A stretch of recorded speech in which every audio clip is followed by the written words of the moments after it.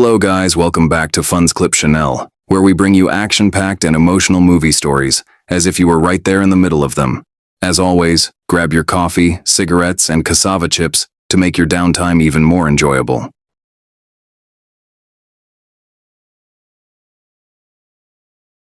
"22 Bullets" takes us into the life of Charlie Mattei, a former mobster who wants to put his dark past behind him and live peacefully with his family. However, that peace is shattered when he is shot 22 times by those who betrayed him.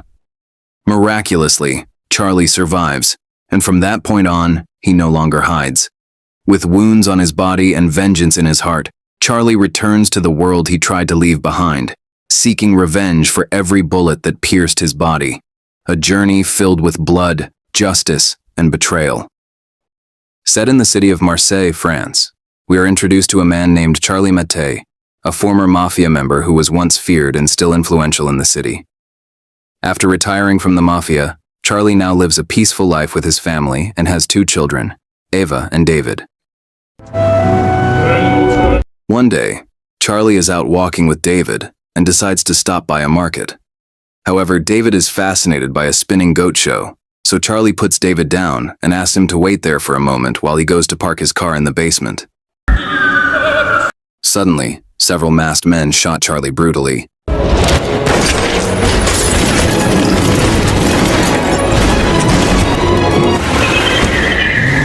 Despite being riddled with bullets, Charlie's body was still able to move, and luckily, he was immediately rushed to the hospital for medical attention. Charlie's severe injuries forced the doctors and medical team to fight hard to perform surgery to remove dozens of bullets lodged in Charlie's body. This incident immediately went viral and shocked all the residents of Marseille, including the police chief and his subordinate, a detective named Mary Goldman. Mary was ordered directly by the police chief to investigate the case and find out who was behind the shooting. Que son assassin soit puni. When she arrived at the scene, Mary noticed something strange. There were 6 bullet holes deliberately aimed at the same spot, as if sending a secret message. Thanks to this investigation, a shocking fact was revealed. Charlie was a former mafia boss who had once ruled this city and was the most feared man in town. From a young age, Charlie had built his career as a mafia boss and successfully established his business empire, ranging from nightclubs and karaoke bars to casinos and various other businesses, which made Charlie's name increasingly respected. But 3 years ago, Charlie decided to repent and retire from being a mafia boss. He sold all of his businesses to 2 mafia members who were like brothers to Charlie, named Tony and Aurelio. Amis jusqu'après la mort. Qu'après la mort. Amis jusqu'à... Tony is seen gathering with his family, and he is very surprised when he receives news from his men about the incident that befell Charlie. We then see Tony's arrogant nature as he scolds his men for entering the room without knocking first. Sortez, frappez, si je dis entrez. Meanwhile, Tony's partner, Aurelio, was even more cruel. He didn't hesitate to shoot his subordinate after finding out that he had embezzled a small amount of the organization's money to pay for his mother's medical expenses. Tony and Aurelio were truly intolerant, unforgiving, and merciless. It was this cruel nature that made the 2 of them a perfect match as business partners in the mafia world. Meanwhile, Charlie appears to have just recovered from his coma and is still lying in the hospital. Suddenly, Mary arrives and tries to extract information from Charlie to get clues about the shooters.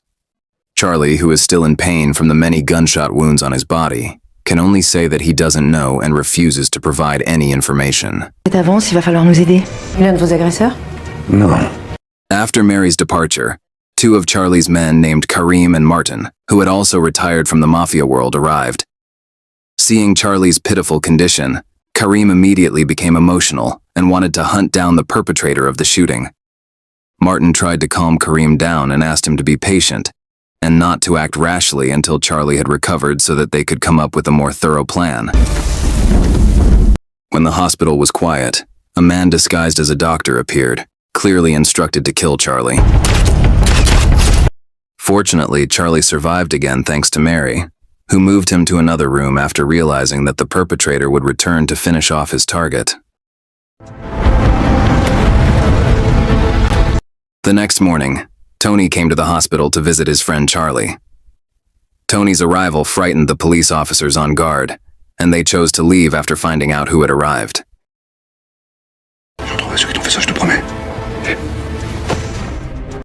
After Tony left, the doctor examined Charlie's condition and delivered the bad news that some of the nerves in Charlie's right hand had been damaged, causing his fingers to become numb and immobile. Vous ne pourrez plus jamais utiliser vos doigts. Il a été très sérieusement endommagé. J'ai dû le suturer en urgence.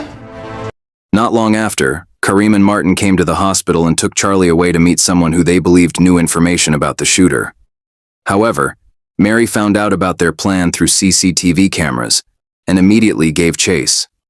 Knowing that their car was being followed, Karim immediately asked his friend for help in finding a safe route to lose Mary.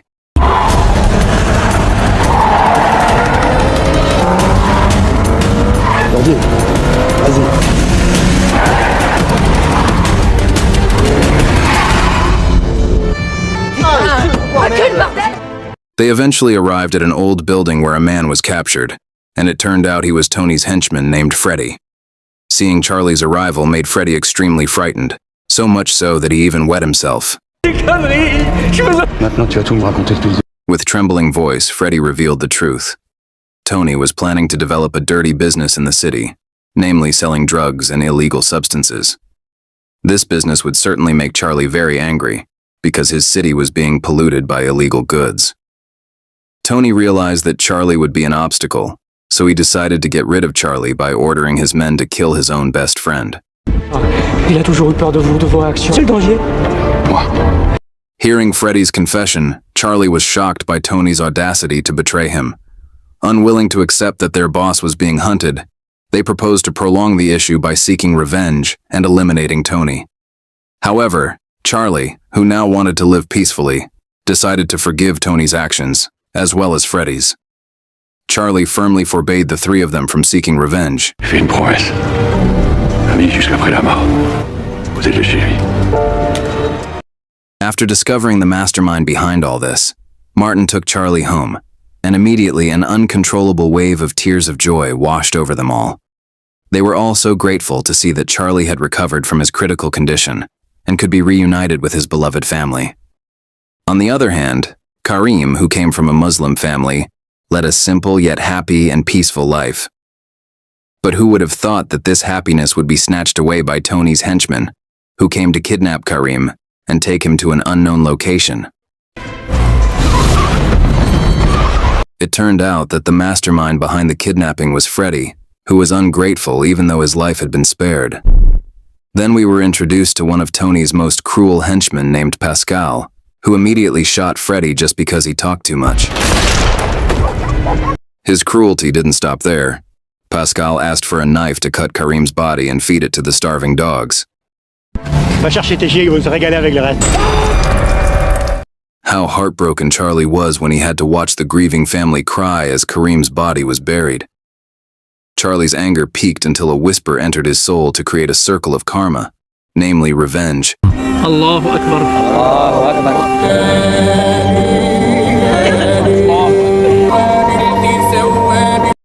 Before starting his plan, Charlie asked one of his men, Susan, to hide his family in a safe place that couldn't be easily tracked down by anyone. Meanwhile, Tony and Pascal's men were partying to celebrate one of their colleagues' birthdays. Arrogantly, they felt like they were an unbeatable mafia, but without them realizing it suddenly. Dis-moi ça, chacun son tour. Il y en a un seul qui joue au cours, il reste tous. Charlie arrived, pointing a gun and clutching a grenade in his hand, which terrified them all. Charlie was only here to warn them and had no intention of killing them all. He gave Pascal and his friends the chance to go home and see their families. Charlie wanted them to feel remorse, to feel what it was like to be hunted by someone, and to feel the fear of death, because sooner or later Charlie would come back to finish them off one by one, leaving no survivors. As a start, Charlie killed one of them to prove that his warning was not a joke. Vérité nulle part tant que je serai vivant. Bastien. On the other hand, Susan had taken Charlie's family to a safe place and became their guardian. while Charlie continued his mission by hunting down Tony's men while they were visiting his son's grave. Tony's men could only resign themselves to their fate when they were about to be executed, because it was a fact that no one could escape from Charlie Mattei. Of course, this incident caught Mary's attention, who was still busy handling Charlie's shooting case. But now she was faced with a new case, namely the deaths of several of Tony's men. Mary decided to visit Tony at his house and hoped to get information from Tony about the deaths of his two men. In fact, Tony already knew that Charlie was the culprit, but he claimed to Mary that he had no information. Tony was worried that if he revealed the truth, Mary and the police would investigate the case further, which would drag him into trouble. Je note que vous me suggérez d'orienter mon enquête. Je vous dis de vous intéresser à Mattei parce qu'il a pété les plombs. Without wasting any time, Tony immediately ordered his men to ransack Charlie's house in order to find out where Charlie was hiding. And sure enough, Martin, who knew about it, rushed to meet Charlie to report the incident. But without realizing that he was being followed by Tony's men, Charlie's whereabouts were discovered. As a result, Tony's men immediately stormed Charlie's hideout, and a shootout was inevitable.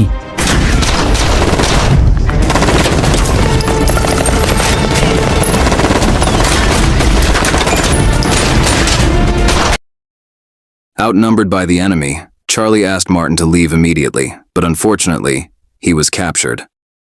Meanwhile, Charlie decided to escape on a dirt bike to save himself.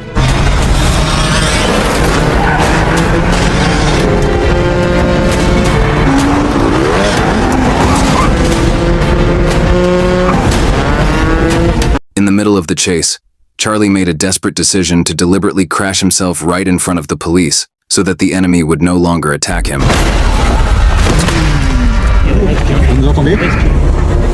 Charlie was finally taken to the police station to be questioned directly by Mary. There, Mary provided information about suspicious findings at the scene. There were 22 bullets lodged in Charlie's body, but there were 6 bullet marks that had been deliberately aimed to miss. This indicated that out of the 8 perpetrators, one person did not seem to intend to kill Charlie. Mary ultimately decided to release Charlie because she had discovered that Tony was the mastermind behind all these incidents. Since she did not yet have sufficient evidence to arrest him, she asked Charlie to cooperate so that Tony could be apprehended as soon as possible. On the other hand, Martin was introduced to Tony and asked to find information about Charlie and his family's whereabouts, which eventually revealed that Martin was more on Tony's side and was involved in Charlie's murder. Some time passed, and Tony was seen holding a wedding party for one of his men named Samsel, whom he considered his own son. At the same time, Charlie approached Tony's trusted man, Frank, who worked as an administrator and had all the data on his business transactions and finances. Charlie forced Frank to transfer all the data to a flash drive before finally killing him.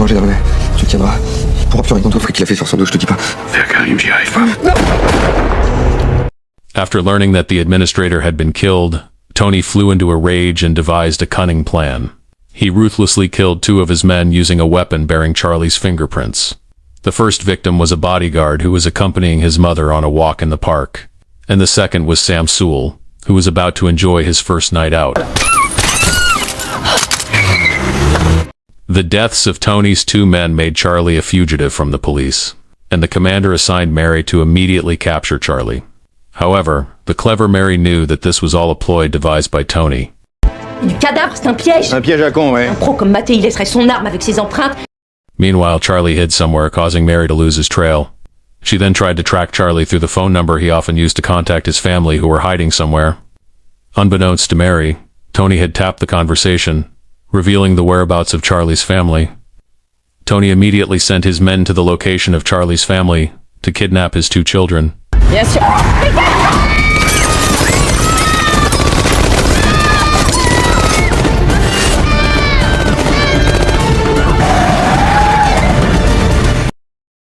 In this incident, Susan also died tragically while Charlie's 2 children, Ava and David, were kidnapped. However, a short time later, Ava was found beaten up on the side of the road. Ava was deliberately released by them as a message that Charlie was ordered to immediately surrender to Tony, or they would kill David. On dit qu'il le tuerait. Je ne pas. Knowing that his children were involved in the situation made Charlie's heart race, so he immediately went to see Mary, the only person he could rely on.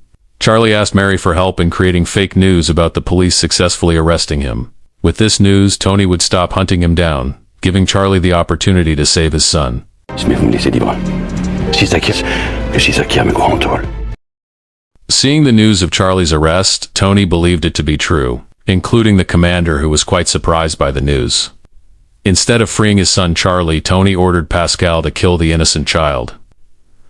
Tony, who was greedy, wanted to rule the city of Marcia alone. He also planned to eliminate his own partner, Aurelio. When Pascal headed to the place where Charlie's son was being held captive, Charlie secretly followed him on a motorcycle. Upon arriving there, Pascal ordered his men to kill Charlie's son. But unlike Pascal, this particular subordinate still had a conscience. He dared to defy Pascal in order to free Charlie's son, David.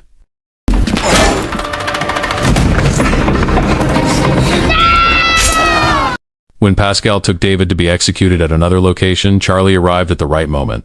A fight ensued between the two, which Charlie naturally won, thus saving the youngest son.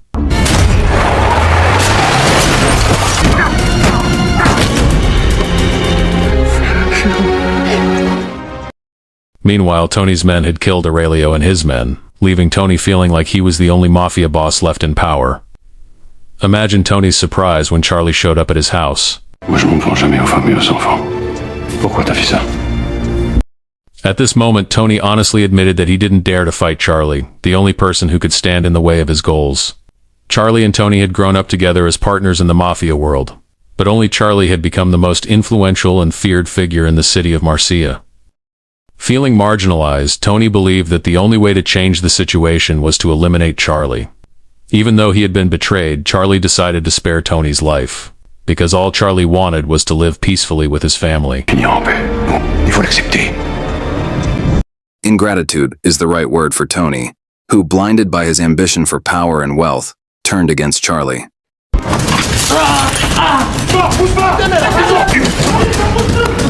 Fortunately, Mary and the police arrived just in time. Mary's success in solving the case made the commander satisfied with her performance. However, it turned out that the commander was no different from Tony in his greedy nature. He asked Mary to admit that she had handled the case directly so that he could get a promotion. Without hesitation, Mary immediately gave her superior an award. Thanks to Mary's help, Charlie was finally allowed to go home after providing evidence on a flash disk about the murder and sale of illegal goods. Professionnel, je me réjouis d'avoir accompli mon devoir. De gros ennuis avec la justice. When Charlie was about to go home, Martin unexpectedly came to pick him up. On the way, Charlie asked Martin to take him to the basement, where he had been shot by Tony's men. Upon arriving there, it was revealed that the bullet that hit the wall was fired by Martin. Martin's face immediately showed fear, because Charlie knew of his involvement in the shooting. Martin had no choice but to admit that Tony had ordered him to kill someone, but when the target was Charlie, Martin deliberately aimed his gun so that it would miss. Because fundamentally, Martin had no intention of killing Charlie. It wouldn't be human to not forgive, and Charlie showed kindness by giving Martin a chance to live and repent. Je vais regarder grandir mes enfants. The film ends with Charlie and his family enjoying the beautiful sunset on the beach.